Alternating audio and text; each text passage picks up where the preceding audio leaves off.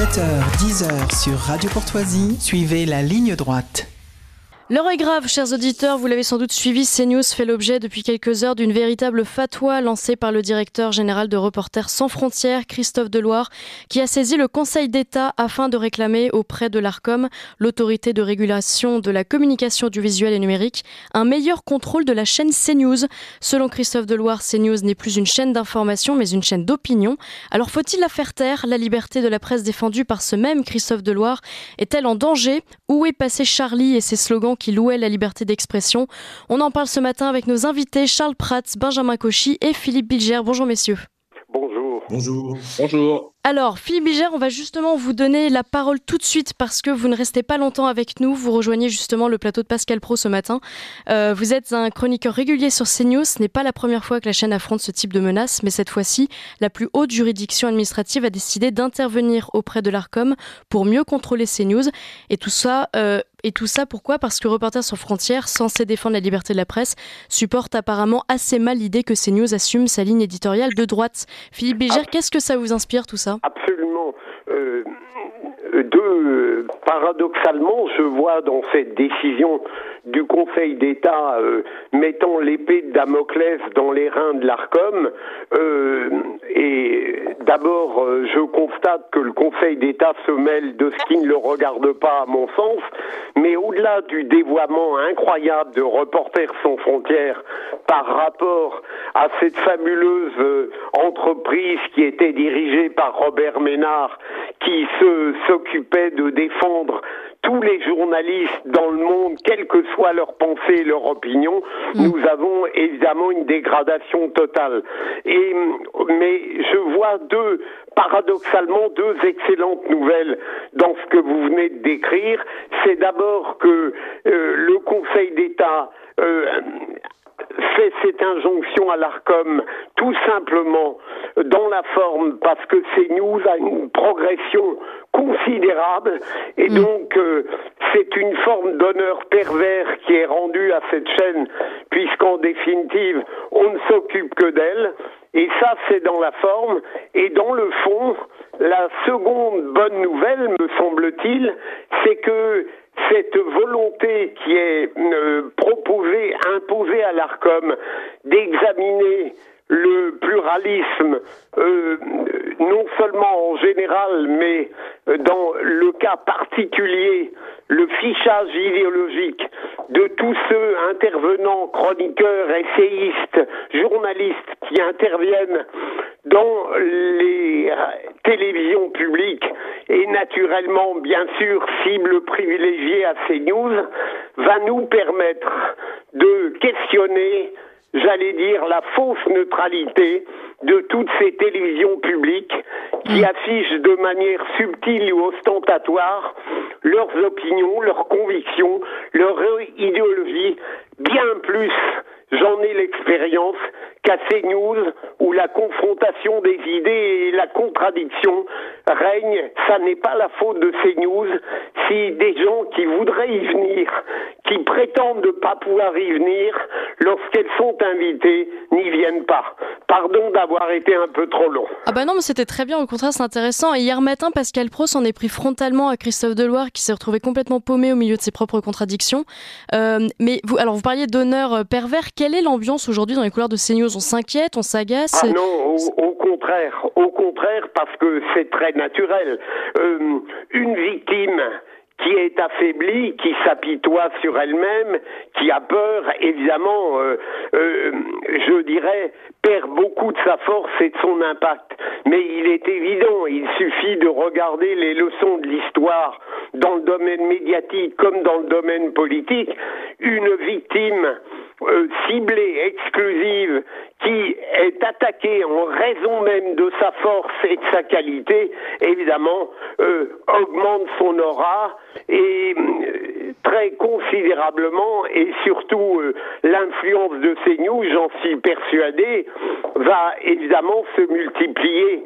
Rien de mieux qu'une absurdité partisane pour permettre à une chaîne qui n'a pas de leçons à recevoir pour d'augmenter son j'allais dire sa sphère d'influence et de faire venir à elle des gens qui jusqu'alors n'y venaient pas. Donc Philippe Bilger, vous n'êtes pas inquiet, vous, pour la suite? Ah non, pas du tout. Ça ne vous effraie pas. Parce que j'ai l'impression que Christophe Deloire est lui-même un peu effaré par le processus infernal qu'il a mis en œuvre et qui, malgré l'entremise du Conseil d'État, lui fait prendre conscience que le responsable de Reporters sans frontières qu'il est a mis en branle un mécanisme qui ne consiste à rien de moins qu'à éradiquer une forme de liberté d'expression et à contraindre un fichage idéologique dans toutes les télévisions publiques. Voilà. Eh bien, merci beaucoup, Philippe Bilger. On ne vous retient pas, on sait que vous êtes pressé. Merci pour votre ponctualité. Vraiment. Attendez, c'est notre travail. Au revoir, monsieur, merci beaucoup. Alors, je ne vous ai pas présenté tout à l'heure Charles Prats, vous êtes vice-président de l'association professionnelle des magistrats Benjamin Cauchy, vous êtes chef d'entreprise et président d'une association de sauvegarde du patrimoine. Merci à tous les deux d'avoir répondu favorablement à notre invitation. Alors, je suis obligée de vous poser la question à tous les deux, on va commencer par Charles Prats. Comment vous avez réagi quand vous avez appris ce qui s'est passé, quand vous avez appris que l'Arcom avait été saisi par le Conseil d'État, qui avait été saisi lui-même par Reporters sans frontières pour faire taire CNews, quoi?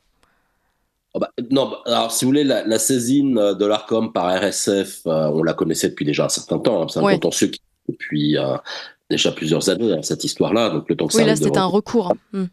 Voilà. Et donc la décision du Conseil d'État était attendue, elle est tombée. On savait, au regard des conclusions du rapporteur public, que globalement il y avait de grandes chances que ça arrive comme ça. Et qu'on arrive à cette conclusion. Moi, effectivement, je suis assez effaré de la décision du Conseil d'État déjà en termes de liberté d'expression. Enfin, qu'est-ce que ça veut dire d'aller comme ça regarder quelle est l'opinion des gens et puis pourquoi est-ce qu'on ne le fait pas sur le service public? Si vous voulez que le Conseil d'État eu rendu une décision sur le service public de l'audiovisuel, les télés et les radios publiques, en disant qu'il fallait que, notamment au niveau des journalistes, des chroniqueurs, etc., on ait un pluralisme qui respecte la diversité des opinions françaises, y compris dans la proportion. Ce serait normal puisque c'est le contribuable qui paye. Sur une chaîne privée, c'est déjà plus complexe, plus embêtant, mais surtout, moi, ce qui me fait peur, c'est comment est-ce que cette décision va être appliquée. Si vous voulez, une décision de justice, pour qu'elle ait une valeur, il faut qu'elle soit exécutée. Or là, l'exécution de la décision du Conseil d'État, ça signifie très clairement qu'il va falloir faire un fichage politique, non pas des intervenants politiques. Moi, j'ai été secrétaire national d'un parti, j'ai été candidat aux législatives, etc. Donc, j'ai été décompté par l'Arcom à l'époque. Donc, moi, quand je parlais, je faisais partie, on comptait mes minutes, etc. Le candidat, mais par exemple, Benjamin Cauchy, qui n'est pas membre d'un parti politique, il n'est pas dirigeant d'un parti politique, etc. Quand il va arriver, il va aller parler à CNews, par exemple, il va être décompté comment? Il va être qualifié comment? Qui va dire que Benjamin Cauchy, il est de centre droit? Il est de droite gaulliste, il est d'extrême droite, c'est un immonde gauchiste, etc. Oui, je pense aussi. Non, mais si vous voulez, ce que je suis en train de vous expliquer, c'est que derrière, ça signifie qu'il va falloir ficher les gens. Il va falloir ficher des opinions politiques, parce que vous n'allez pas pouvoir dire a posteriori comme ça, bah ouais, finalement, il disait ci, il disait ça, il était dans tel ou tel endroit. La chaîne, pour programmer ses invités, elle va devoir faire un fichage. Alors, on reprend juste après le bulletin d'actualité. Charles Prats, il est 8h, c'est le bulletin d'actualité présenté par Marie Falicon et on se retrouve tout de suite après. Ligne droite. Allez, venez, Milord, vous asseoir à ma table. Ici, c'est confortable. La table ronde. Je vous ai coupé, Charles Prats, tout à l'heure. Vous disiez que Benjamin Cauchy était de gauche. Non, mais très rapidement, et puis comme ça, je laisse la parole ensuite à Benjamin. Mais vous voulez, ce que j'ai essayé d'expliquer, c'est que, et je raisonne en juriste, concrètement, pour que la décision du Conseil d'État soit applicable vis-à-vis de CNews, et d'ailleurs vis-à-vis de tout le monde, parce que la décision, elle a vocation à s'appliquer à l'ensemble des chaînes, y compris du service public, c'est là rigoler d'ailleurs accessoirement, quand il va falloir aller regarder le pluralisme des chroniqueurs et des journalistes sur France Inter, sur France Télévisions, etc. Je pense qu'il y en a quelques-uns qui s'orientent vers des nervous breakdown, comme on dit de nos jours. Mais si vous voulez, tout le monde va devoir être fiché selon ses opinions politiques, parce que comme tout le monde est susceptible d'être interrogé, venir à un moment donné un jour sur un plateau télé, etc., eh ben, il va falloir faire un fichage politique de tout le monde. Quel acte réglementaire? Parce que si vous voulez, il faut que la CNIL soit saisie quand vous faites des fichiers comme ça. Il faut qu'il y ait un acte réglementaire qui crée le fichier, donc un arrêté, après des avis consultatifs, etc. Enfin, je ne sais pas si vous vous rendez compte de la complexité juridique derrière que cette décision du Conseil d'État implique. C'est du grand n'importe quoi. C'est au fou, quoi. Ils sont complètement frappadingues. Alors après, on va voir comment ça va fonctionner, sauf si, bien sûr, on est dans un système totalement totalitaire, arbitraire, où il s'agira simplement de faire taire les gens de droite et qu'on va présumer que quelqu'un est de droite. Et alors là, on va lui dire non, toi, tu dois fermer ta gueule et tu n'as plus le droit d'être sur les écrans. Alors c'est peut-être ça la volonté. Je n'ose pas croire que ce soit la volonté du Conseil d'État. Oui, c'est un peu fort quand même. Benjamin Cauchy.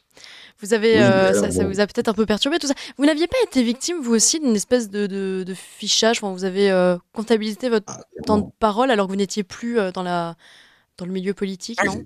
Effectivement. Bonjour à tous et bonne fête à toutes les Georgettes. J'ai bien écouté l'éphéméride de Marie Falicon.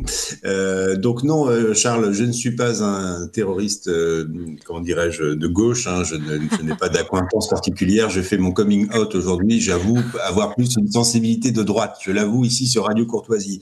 Pour autant, effectivement, suite à la campagne présidentielle et législative de 2022, où là, effectivement, on ne pouvait pas dire que je n'étais pas engagé. C'est une évidence. Lorsque j'ai arrêté toute activité partisane, il m'a fallu un temps de latence auprès notamment de CNews et de Sud Radio qui ont eu l'intelligence de me dire il va être temps aussi de se mettre en retrait de manière entre guillemets à laisser passer ce temps. Et moi, je suis retourné à mes activités professionnelles. Aujourd'hui, effectivement, quand j'interviens, c'est en tant que chef d'entreprise. Alors, c'est particulier. Effectivement, j'ai un passif politique, mais j'ai envie de dire, Charles Prats a un passif politique. Et tout le monde a un passif politique. Je pense qu'on a dû faire une campagne ensemble il y a à peu près une quinzaine d'années, Charles. Tu vois. Et pour autant, aujourd'hui, on ne pense pas forcément la même chose et on ne pourrait pas nous catégorier dans les mêmes, dans les mêmes éléments. C'est un véritable scandale démocratique pour revenir sur le fond. Le principe de ficher des gens qui, justement, ont fait le choix de s'exprimer sans être engagés dans un parti politique, pour moi, contraint énormément la liberté d'expression. Et comme M. Bigère disait que c'était une bonne nouvelle, je le trouve relativement encore très, très positif et très gentil, comme il l'est régulièrement. C'est une bonne nouvelle parce que ça peut être considéré comme un piège qui va se refermer sur le service public. Je suis vraiment pas sûr que pour notre liberté d'expression, ce soit une bonne nouvelle. Et puis enfin sur comment dirais-je, Reporters sans frontières, je crois qu'ils se sont tirés une balle dans le pied. Et l'échange entre Robert Ménard et Deloire hier m'a suffi. Et voilà. Alors justement, je n'irai pas plus loin. Pour moi, RSF, c'est complètement démonétisé, complètement grillé, n'a plus aucune légitimité professionnelle. Au-delà de gens comme Charles, comme moi, qui passons sur des antennes sans étiquette, évidemment, parce que nous sommes des électrons libres et ce qui nous importe, c'est les idées plus que les partis. Je pense qu'il y a beaucoup de chroniqueurs dans d'autres chaînes également qui ont cette fibre de s'engager pour des idées, pour des actions. Je sais que Charles, c'est sur la fraude sociale notamment qu'il est très engagé, et ça indépendamment d'acquaintance politique. Moi, c'est pareil pour le développement économique et la baisse de charges. Vous voyez, on va dire la baisse de charges, c'est de droite. Non, la baisse de charges, c'est tout simplement, j'ai envie de dire, inéluctable, et c'est du pragmatisme. Vous voyez, tout dépend de quel côté on regarde le prisme à chaque fois. Et c'est ça qui va être déterminant dans cette histoire. Quel va être le prisme utilisé par l'Arcom pour déterminer d'une valeur politique ou non d'un personnage. C'est extrêmement dangereux. Alors, vous parlez justement de la réaction de Robert Ménard au micro de CNews face à Christophe Deloire. Je vous laisse l'écouter et réagir juste après. Christophe, je suis atterré. Je te le dis. Quand on a créé Reporters sans frontières, c'était exactement pour pas avoir cette attitude-là. Je me contrefous de savoir si je suis d'accord ou pas d'accord avec ce qui se passe à l'antenne de CNews. Tu devrais être le premier à te réjouir qu'un certain nombre de points de vue qui n'étaient jamais entendus sur des médias et des télévisions en France le sont grâce à CNews. C'est ça ton boulot. Ton boulot, c'est pas de quoi? Tu es l'arbitre des élégances maintenant? Tu vas nous dire ce qui convient de faire ou de pas faire? Mais enfin, on s'en contrefout de ça. Reporters sans frontières, ça a été créé, pardon, c'est moi qui l'ai créé avec 3 journalistes, tu le sais, je l'ai dirigé pendant 23 ans. Ça a été fait pour défendre des gens dont on trouvait les opinions, pour certaines de temps en temps, même indéfendables, figure-toi. On allait sortir des gens de prison dont je ne partageais rien, absolument rien. Et ici, on a une télé qui a le malheur, oui, à tes yeux, parce que ne prends pas, il faut pas, tu vas pas moi me prendre pour un imbécile. Qu'est-ce qu'ils ont? Ils sont de droite. Et tu n'es pas de droite. Et tu n'aimes pas beaucoup les gens de droite. Et oui, c'est ça, Christophe. Tout le reste, c'est du baratin. Avec cet écho, on dirait que sa voix vient du ciel. Alors là, nos auditeurs ne le voient pas, mais sur le plateau de CNews, il faut bien imaginer que Christophe Deloire se décompose. Il ne répond rien. On croirait presque qu'il devient la victime de sa propre démarche. Charles Prats, vous avez vu cette séquence? Pas du tout. Pas du tout? Ah bah écoutez, vous la découvrez avec nous. Non, pas du tout, parce que je reviens de l'étranger. Et hier, je suis passé au Sénat pour discuter de fraude et donc un petit peu échanger avec le ministre de la Santé. Donc, et j'ai pas eu le temps de regarder la télé. D'accord. Benjamin Cauchy, vous l'avez vu? Ça vous a fait rire? Régalé, c'était extrêmement popcorn, gênant. assurément. C'était popcorn jusqu'au moment où on a touché la fin du carton de la boîte de popcorn. C'est-à-dire, à un moment donné, il a fallu que Deloire réponde. Et là, ça avait quand même un goût de carton et d'encre qui n'était pas terrible. Une fois qu'on a filé la métaphore, c'était quand même assez chaotique. Et Philippe Bijard a dit quelque chose de très juste. Je crois que Deloire est également lui-même effaré de la boîte de Pandore qui vient d'ouvrir. En fait. C'est ça. C'est ça, parce que si on doit juste faire un petit truc, regardez un petit peu le plateau de Belle Époque avec Léa Salamé le samedi soir sur France Télé. J'aimerais bien qu'on fasse un petit peu le pédigré politique, ou en tout cas de leurs antécédents politiques. Enfin, je veux dire, c'est quand même un entre-soi gauchiste, et pardonnez-moi. Et là, pour le coup, ça me dérange parce que c'est sur mes impôts qu'on finance là.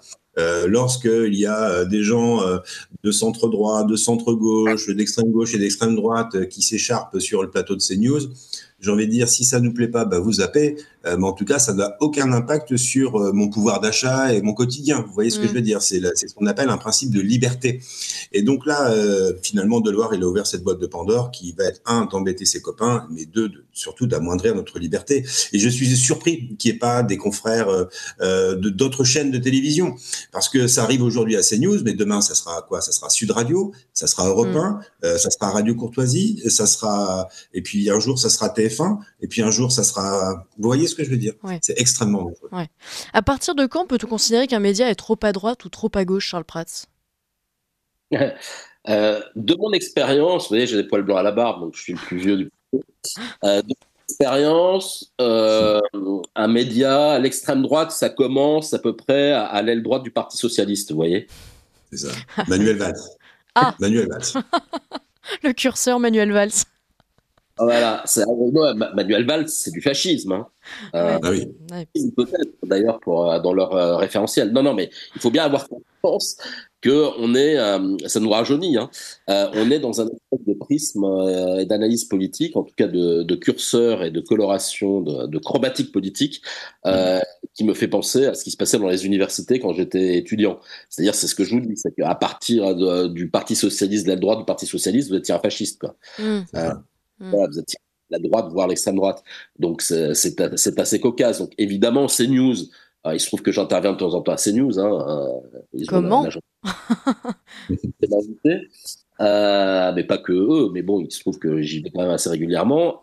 Et au contraire, c'est, je crois, la seule chaîne de télé dans laquelle vous avez sur les plateaux, enfin, il suffit de regarder la télé depuis chez soi, vous avez des gens de gauche, de droite, ça discute de manière très, très ouverte. Et au contraire très pluraliste. Enfin, jusqu'à plus informé, Julien Drey, c'est pas un droit.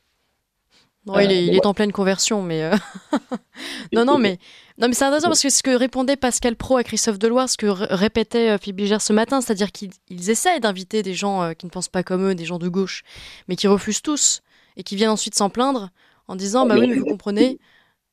Si vous regardez Olivier Faure qui nous a fait son numéro de claquette là, incroyable. La poupette là, qui expliquait que ça fait des années que CNews ne l'invite pas. J'ai ressorti sur Twitter les photos d'archives. Vous savez, vous faites Google CNews Olivier Faure et vous savez tous ces passages qui ressortent. Il y a des photos, y compris en 2023 quand on le voit avec le micro à la main de CNews, la bonnette rouge, etc. Donc c'est évidemment qu'ils sont invités et évidemment que c'est leur choix, soit d'y aller, soit de ne pas y aller. Mais en général, ils y vont. Ils y vont parce qu'ils saisissent des politiques. Un politique, dès qu'il voit un micro tendu, son premier réflexe, c'est d'y aller, quoi. C'est pas faut arrêter de prendre les gens pour des jambons, quoi. On a traité... Benjamin Cauchy, vous vouliez réagir? Oui, moi je voulais réagir, essayer d'élargir un petit peu le sujet. Là, clairement, il faut être au clair, il y a une attaque idéologique, politique, qui est menée. Aujourd'hui, CNews est un fantassin, mais derrière, c'est un courant de pensée qui refuse de cacher le réel. Je mettrai en parallèle la phrase de Delphine Ernotte qui, en commission à l'Assemblée ou au Sénat, avait expliqué que le rôle de France Télévisions n'était pas de dépeindre la réalité, mais de donner une réalité à montrer aux Français, une réalité qu'ils idéalisaient, mais quoi qu'il en soit, ils construisaient une réalité qu'ils voulaient montrer aux Français, et donc ils sont clairement politiquement et idéologiquement dans la déconstruction de la réalité, dans le déni de réalité. Moi, je crois qu'il faut qu'on réagisse autrement, plutôt que de se plaindre, c'est d'avancer plus loin et de se dire, il est temps aujourd'hui de privatiser le service public de l'audiovisuel.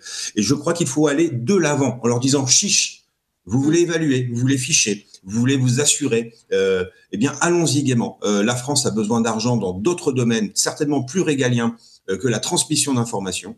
Il est temps d'ouvrir la page de la privatisation, tout ou partielle, du service public, de l'audiovisuel, et notamment France Inter. Et je crois qu'on doit avancer dans cet état d'esprit-là. Soit on joue à la victime, ou soit on avance et on est conquérant. Voilà le message que j'avais envie de vous faire passer ce matin aussi. Et je vais même plus loin que Benjamin.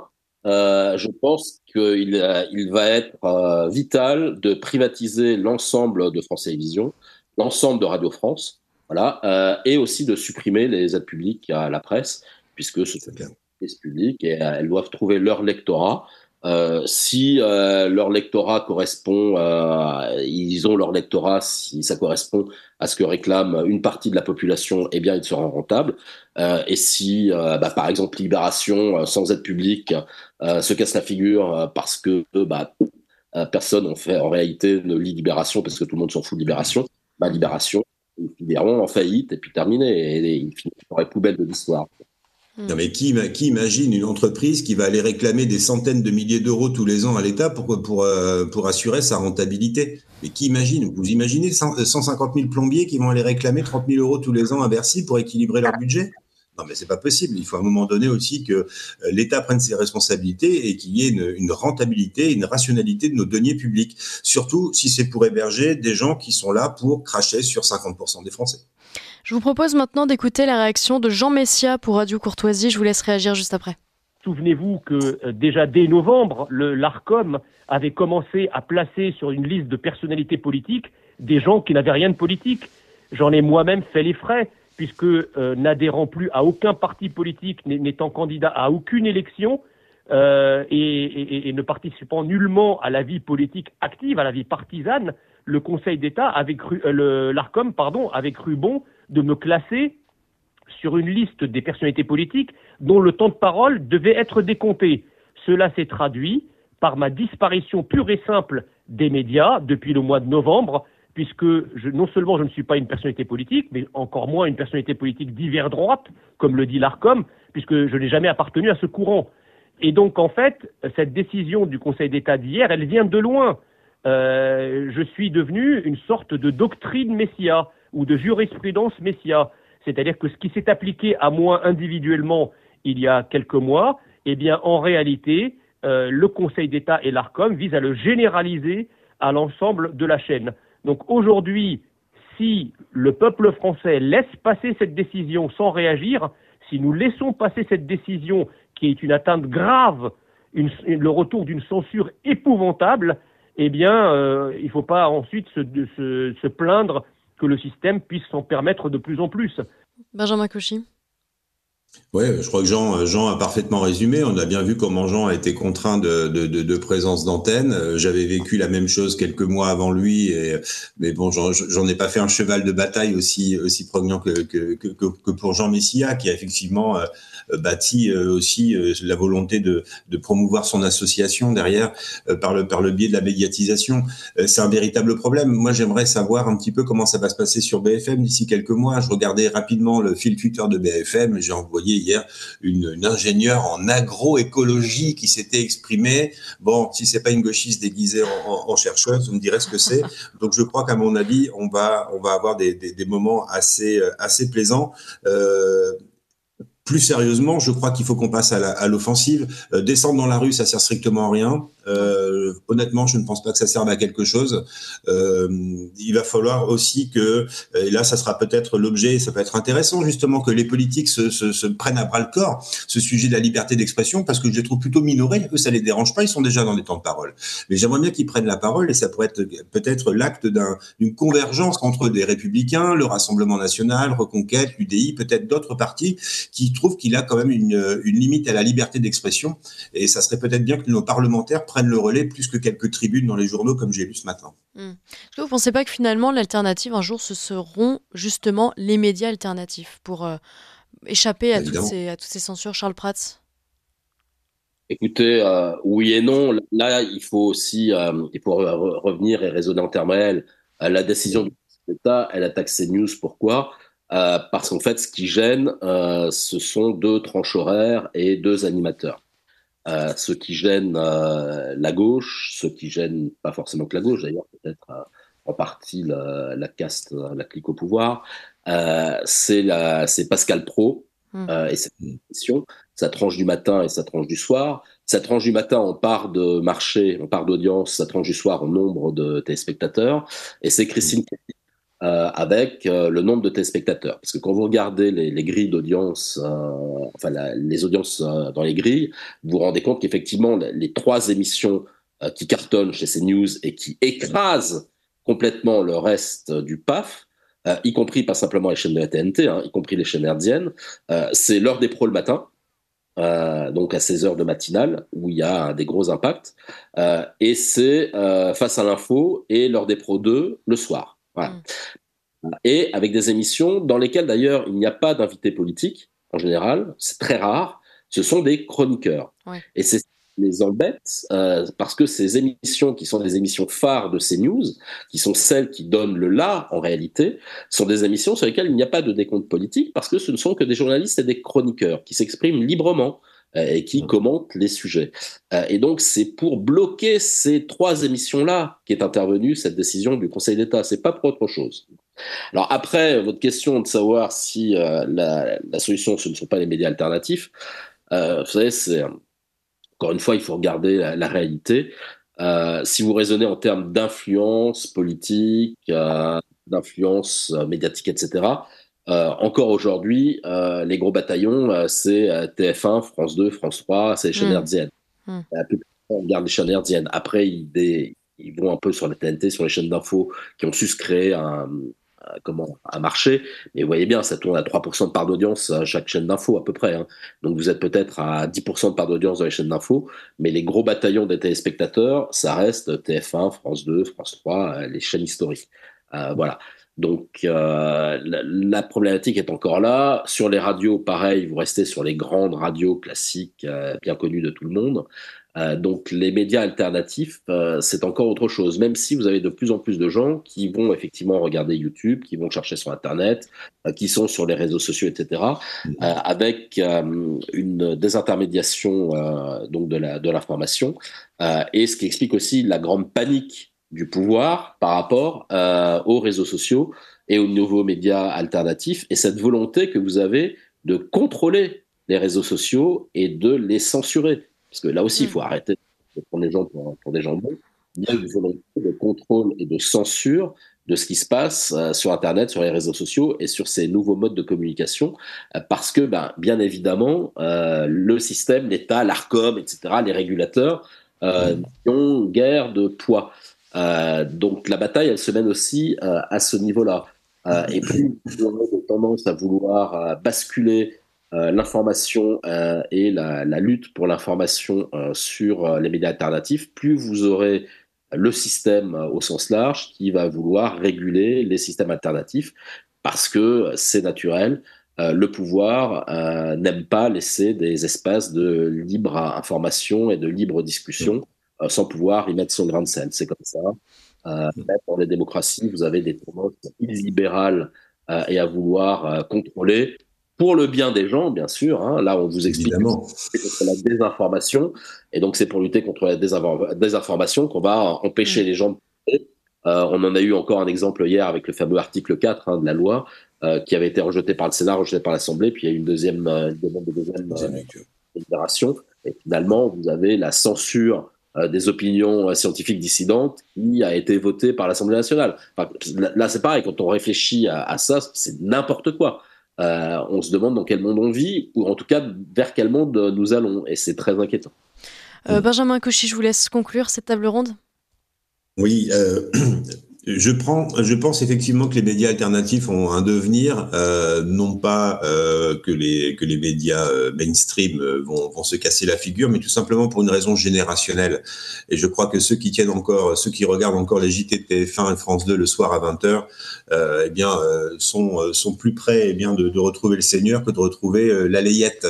Et donc je pense qu'ils vont essayer d'être le plus délicat possible pour tous nos auditeurs, mais quoi qu'il en soit, c'est une réalité. Il va y avoir une mutation de l'usage de l'information. Et donc, je crois que les gens qui ont l'esprit libre, qui souhaitent sortir des carcans et de la bien-pensance, peuvent aussi réfléchir à utiliser les médias alternatifs de plus en plus.